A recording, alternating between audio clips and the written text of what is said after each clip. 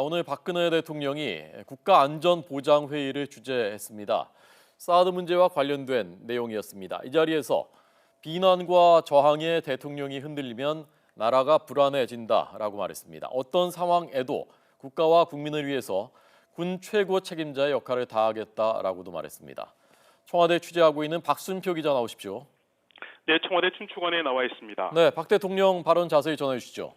네, 박 대통령이 오늘 오전에 국가안전보장회의를 주재하고 북한의 탄도미사일 발사 등 최근 안보 현안을 점검을 했습니다. 박 대통령 먼저 회의에서 북한은 우리의 부산과 울산, 포항, 대구, 김해 등을 목표로 미사일 타격 훈련을 실시하고 있다고 말했습니다. 이런 상황에서 국가와 국민을 보호하기 위해 사드 배치를 결정했다고 밝혔습니다. 박 대통령은 이어 정치권 일각에서 사드 배치를 취소하라고 주장하는데 사드 외에 북한 공격을 막을 방법이 있다면 제시해달라고 말했습니다.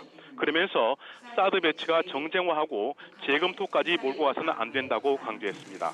사드 배치를 놓고 우리가 분열하고 사회 혼란이 가중된다면 바로 북한이 원하는 장으로 가는 것이라고 말했습니다. 박 대통령은 또 모든 문제에 있어 불순 세력들이 가담하지 않게 하는 것이 중요하고 그것을 철저히 가려내겠다고도 밝혔습니다.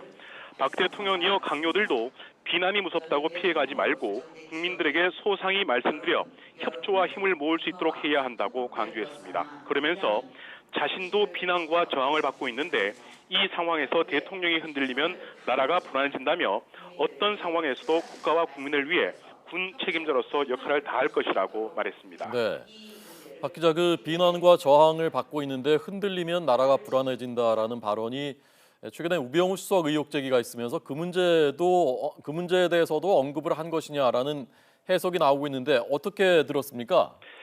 네, 1차적인 문맥으로만 보면 사드 배치와 관련해서 여러 비난과 저항이 있지만 군 책임자로서, 군 통수권자로서 흔들리지 않겠다 이런 의지를 피력한 것으로 보입니다. 그런 만큼 강요들도 사드 배치와 관련한 논란을 피해가지 말고 정면 돌파를 하라 이렇게 주문한 것으로 읽힙니다. 그러나 말씀하신 것처럼 경우에 따라서는 최근 우병우 수석 논란 등 청와대를 둘러싼 논란이 커지는 상황에서 대통령의 심경의 일단을 피력한 것 아니냐 이런 해석도 없지는 않습니다.